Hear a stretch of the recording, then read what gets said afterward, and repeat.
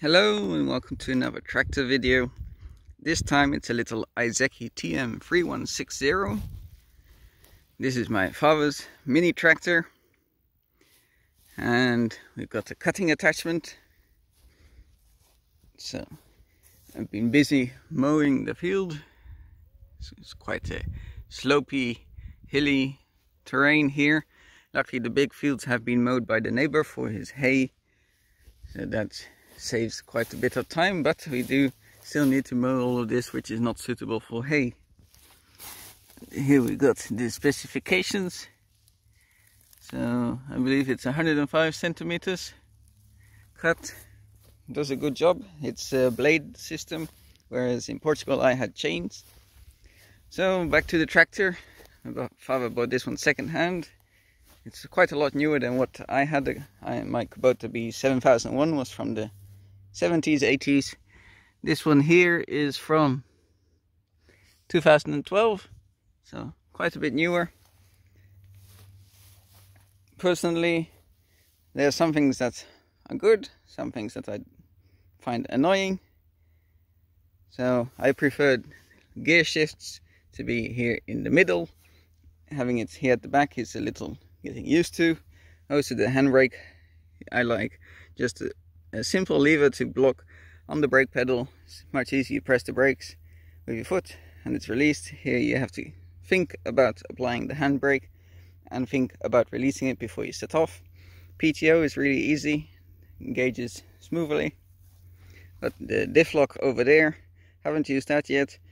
4-wheel drive, 2-wheel drive lever, that's also good. And we've got some seat adjustments at the back here, haven't touched those, it's fine as it is. Then we've got here the light switch. The indicator stalk is quite easy to hit with your knee when stepping on. That's not something really I like. And the indicators are up high and sticking outwards. As such, they're great obstacles to hit, or lots of obstacles to hit them with under trees and so. As you see, it does have a rollover protection system, or ROPS. So on the straight open field it's fine. Going under trees, such as over there, if you hit a tree branch, you automatically do a wheelie. So that's why it's down at the moment. At the back here we got the PTO. It's only got one PTO speed. 3-point hitch setup. There's another hitch down there. Trailer lights are over there. This tractor is licensed to go on the road. So over here obviously got the brake pedal, and differential braking, it works really good. Over here we got the PTO height.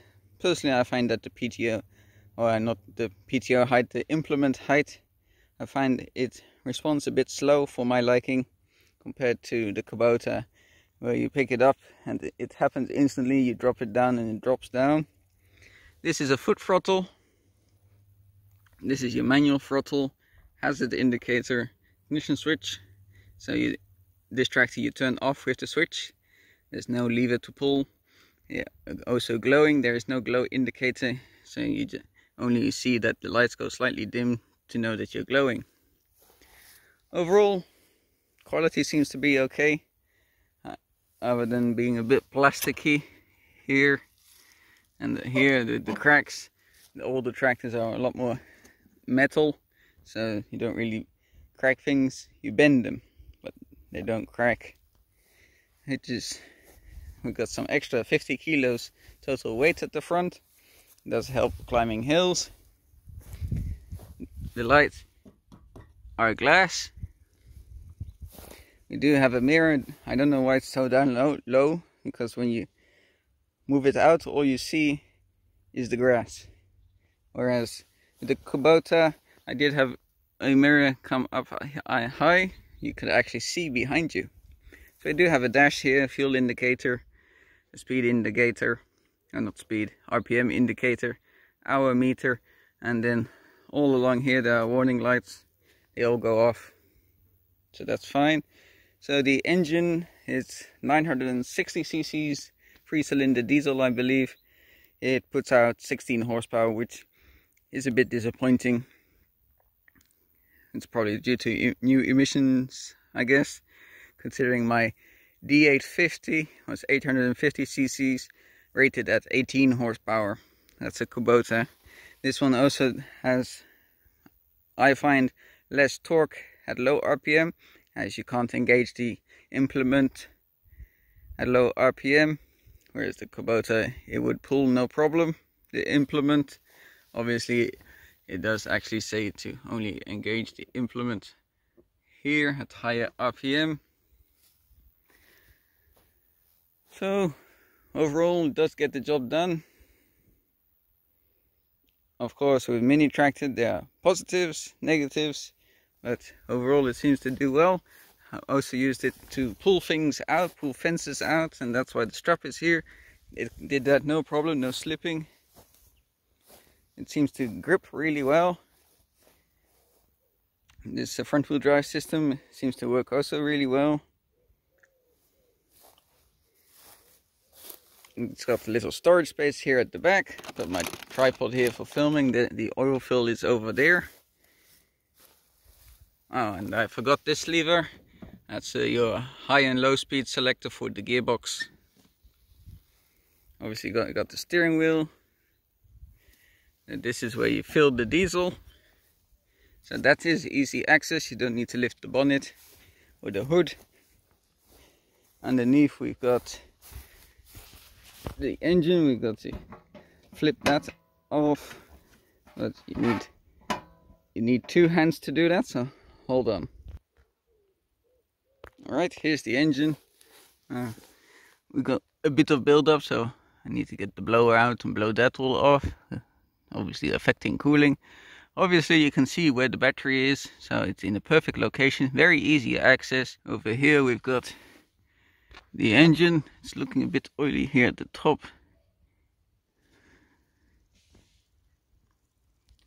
This here is the air filter. This silver thing is the muffler, because the exhaust comes right here down at the bottom there, that little pipe. So it's all very compact. You got the dipstick is down there as well, the alternator.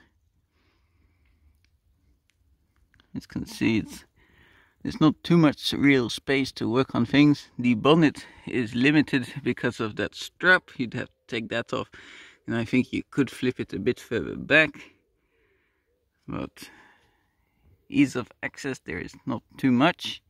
The radiator, the radiator is looking a little bit dirty.